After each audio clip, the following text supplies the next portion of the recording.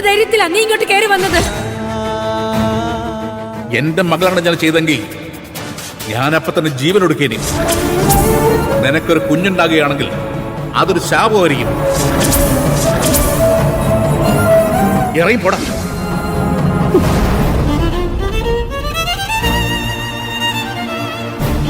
നമ്മുടെ വീട്ടിലൊരു സിദ്ധം വന്നിരുന്നു മോളെ. എന്നിട്ട് 41 ദിവസത്തിനകം കല്യാണം നടന്നില്ലെങ്കിൽ ഈ കുടുംബം വലിയ പരീക്ഷണം നേരിടേണ്ടി വരും. പയ്യനെ കാണാൻ തരക്കേടില്ല.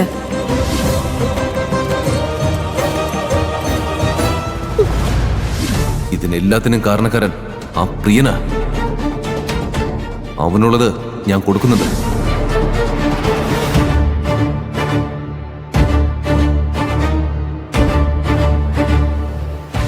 ഞാനെന്തിനാ പ്രിയനെ കുറിച്ച് കൂടുതൽ അന്വേഷിക്കുന്നതെന്ന് നിനക്ക് തോന്നിക്കാണും. ഇതിനു വേണ്ടിയിട്ടാ. നീ ഗർഭിണിയാണെന്ന് പോലും തിരിച്ചറിയാത്ത ഒരു പാവമാണ്.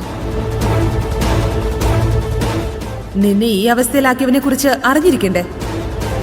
അവനെങ്ങാനും നിന്നെ കൈയൊഴിഞ്ഞാലോ? മതി, നിർത്ത്. എന്റെ കുടുംബം അല്ലെങ്കിൽ തന്നെ ഒരുപാട് ബുദ്ധിമുട്ടുകൾ നേരിട്ട് കഴിഞ്ഞു. ഇനി ഞാൻ കാരണം അവർക്കൊരു നാണക്കേടുണ്ടാവരുത്. ഞാൻ ഗർഭിണിയാണെന്ന് എന്റെ അച്ഛനും അമ്മയും അറിഞ്ഞ മുക്ത പറഞ്ഞ പോലെ അവരുറപ്പായിട്ടും ആത്മഹത്യ ചെയ്യും. ഞങ്ങളുടെ കുടുംബത്തെ നശിപ്പിക്കണമെന്ന് ആഗ്രഹിച്ച് നടക്കുന്ന രുദ്രപ്രതാപനും കൂട്ടരും എന്റെ ഈ അവസ്ഥയെ പറ്റി അറിഞ്ഞുവെങ്കിൽ അച്ഛനെതിരെ ഉപയോഗിക്കാനുള്ള ആയുധമാക്കി അതിനെ മാറ്റും. അവൻ ചേച്ചിയുടെ കല്യാണം മുടക്കി എന്റെ കുടുംബത്തെ നാണം കെടുത്തി നശിപ്പിക്കും. എന്നോട് ആരോ ചെയ്ത ഒരു തെറ്റിന്റെ പേരില് എന്റെ കുടുംബം മുഴുവൻ നശിക്കുന്നത് ശരിയല്ല. അതിലും ഭേദം ഞാൻ മാത്രം നശിക്കുന്നതാ. മറ്റൊരാൾ ചെയ്ത തെറ്റിന്റെ ഭവിഷ്യത്ത് പ്രിയൻചേട്ടൻ അനുഭവിക്കണമെന്ന് പറയുന്നത് ശരിയല്ല. എന്നെ ജീവന് തുല്യം സ്നേഹിച്ചതിന് അദ്ദേഹത്തിന് ഞാൻ ശിക്ഷ കൊടുക്കാൻ പാടില്ല. അദ്ദേഹത്തിന്റെ ഭാവി ഞാൻ കാരണം ഇല്ലാതാവരുത്. അതിലും ഭേദം ഞാനില്ലാതാവുന്നത്. ഇനി ആർക്കും ഒരു ഭാരമായിട്ട് ഞാനിവിടെ ഉണ്ടാവരുത്. ഈ ലോകത്തോട് വിട പറയുന്ന നല്ലത്.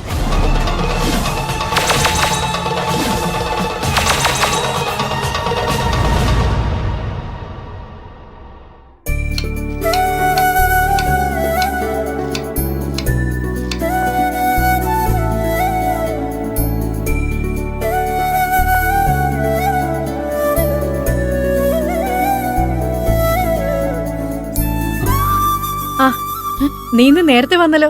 ഞാൻ കാപ്പി എടുക്കാം. അതൊന്നും ഇപ്പൊ വേണ്ട.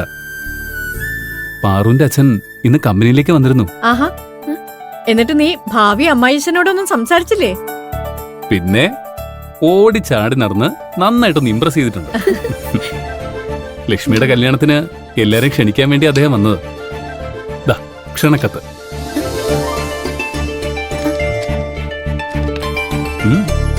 ഓ, ചിങ്ങമാസത്തിലാണല്ലേ കല്യാണം?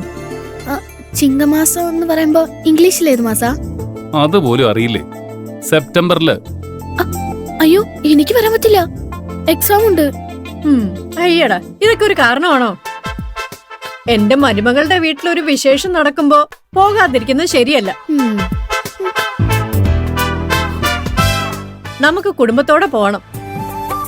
വെറുതെ ഒരു ന്യായം പറഞ്ഞ് ഒഴിഞ്ഞു മാറാൻ നോക്കണ്ട. അപ്പോ അമ്മ വരുന്നുണ്ടോ? അതെന്ത് ചോദ്യാടാ? ഞാൻ എന്തായാലും വരും. അടിപൊളി. അമ്മേ, എനിക്ക് കുറെ പഠിക്കാനുണ്ടമ്മേ.